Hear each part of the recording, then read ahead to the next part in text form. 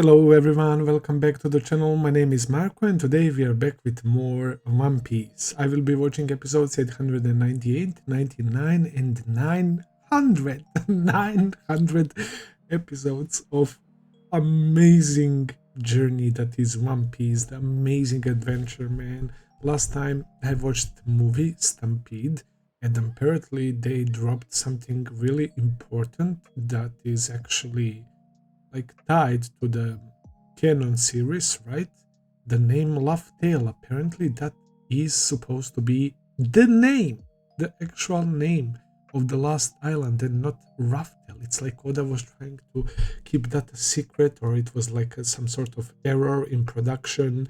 The opinions are diverse, but still, that was very, very interesting to me because when you say Laugh Tale, it just has that like romantic feeling about it, the feeling of adventure that embodies the spirit of One Piece, man. And that's why I really like that name as well. So yeah, that's quite interesting, and it would be very fitting, not gonna lie.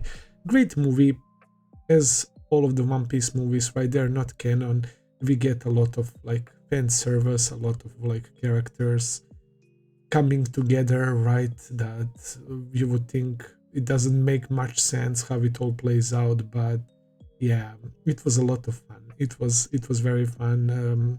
Douglas Bullet is one heck of a dude, bro. He is very powerful, and he was a member of Gold Roger's crew, man. So yeah, it's not canon. So in series, he probably doesn't exist, right? But for the movie, it was very, very fun. I like the movie, but what I like more is freaking Wano country and the excitement of what can possibly go down here, man.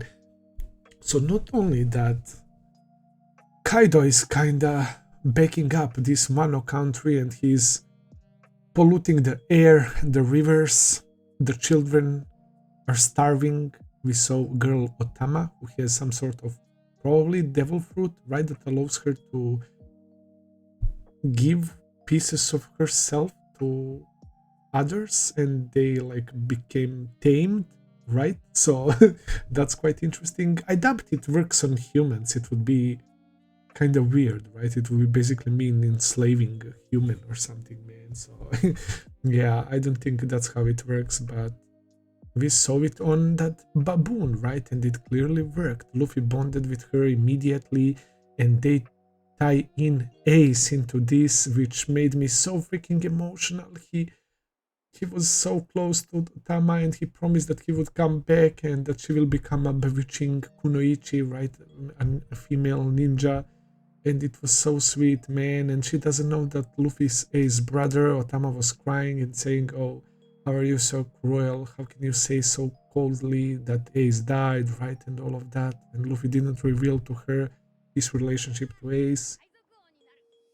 She gave Luffy food, rice, and they're eating rice for a special occasion, right? And if Wano is supposed to represent real life Japan, right? And in Asia generally, right? We know that rice is something like for us Europeans, the bread, right? It goes with every meal, right? And that's supposed to be like all the time on the table, and they can't even afford it. That's how much Kaido has ruined that country, man. That's fucking crazy. They have rice for birthdays as a special occasion, and her clothes, her kimono is torn and was patched up and all of that. They live in this like small shack with that dude with the Tengu mask and with the big nose, right? And he's apparently a swordsmith, and Luffy took one of the swords, one of the cursed swords. It's Kitetsu. Zoro's sword from Log Town is Kitetsu as veiled, the cursed sword. So Zoro has Kitetsu, Shusui, and Wado Ichimonji, which is of course the most important one, Quinas, right? That started all of this, man, and Zoro's journey to become the best swordsman. So yeah.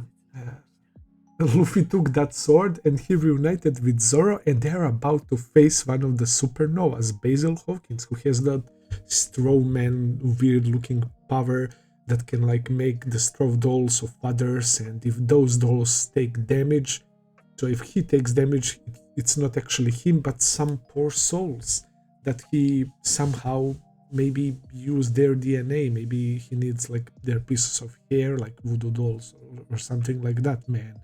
So yeah, he's probably a very, very tricky opponent. And I'm excited to see what goes down, man. Apparently, X Drake is also working for Kaido, and that motherfucker is responsible for what happened to Tama's village, right? So, yeah, I want to see Luffy and Zoro kick some ass, man. Uh, it was so fucking wholesome how Luffy hugged Zoro and how happy Zoro was to see Luffy as well. I really like that. They're supposed to treat Tama to bring her to the doctor, and these guys are now bothering us. The news are spreading that Straw Hats are here. Hawkins went to check on the beach, right, since Luffy beat up a couple of them. So, yeah, it's gonna be wild. I'm excited. Let's begin.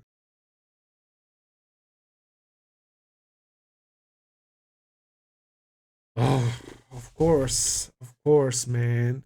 It's even worse than I imagined. Not only that we have to deal with Kaido and all these factories, and we learn more and more how pathetic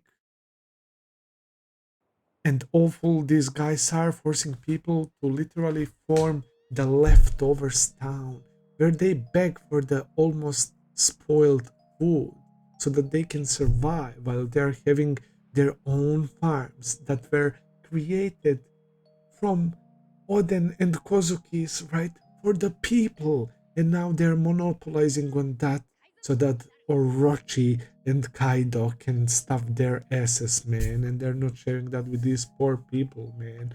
And we saw that crest of Kozuki, right? And it's for these people who are now suffering, man. The people that we ultimately we are ultimately trying to help them, right? By making the alliance with the samurai, with Momonosuke, Kinemon, and the others, right?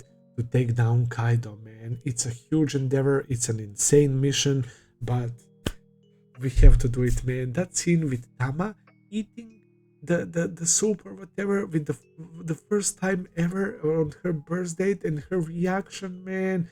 Holy fuck, bro, that really moved me. She was crying and the snots, it was all dripping inside of it, and she tasted it for the first time, bro, and that's a reaction that a child shouldn't have, bro, to having food. That should be like normal thing, man. And by that reaction we can tell that's all we need to know about how fucked up these guys are, man.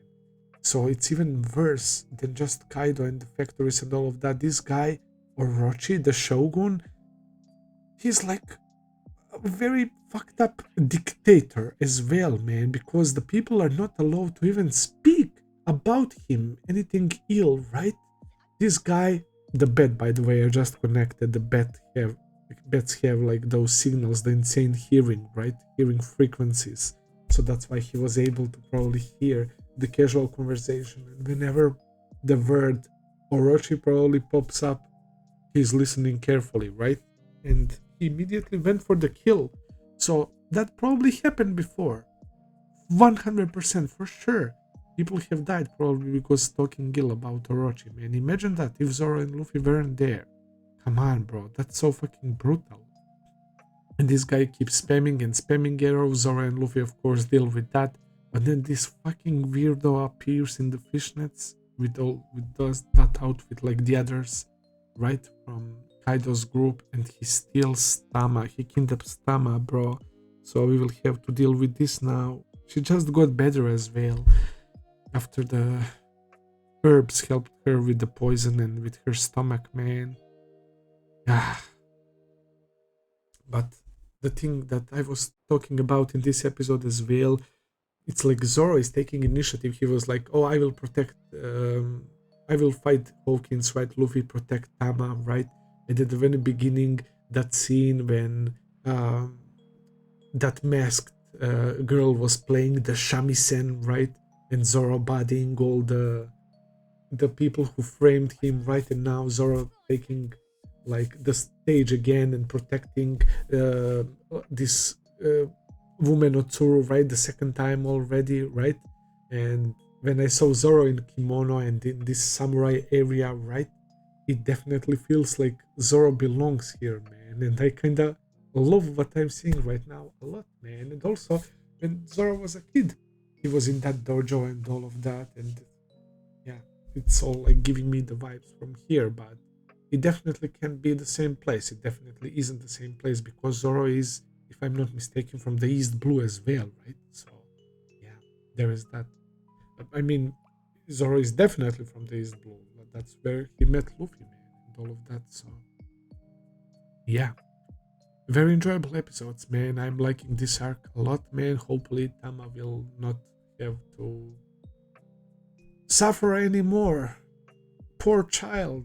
Not only that she almost died because of high fever, because she got poisoned because of these fucking factories and polluted water, and she didn't eat. She was trying this meal for the first time ever. She's eating rice on special occasions, and on top of that, she was running for her life when Luffy met her, and on top of that, she gets kidnapped again, bro. And like, what happened to her real family? Like, give that child a break already. So yeah, that's all for today. Thank you for watching, guys. I hope that you enjoyed. If you did, please consider subscribing, leave a like, comment, all that good stuff. As always, check out my Patreon page if you want to see full and early reactions. I will be seeing you very soon with another video. Until then, take care and have a nice day. See ya, guys.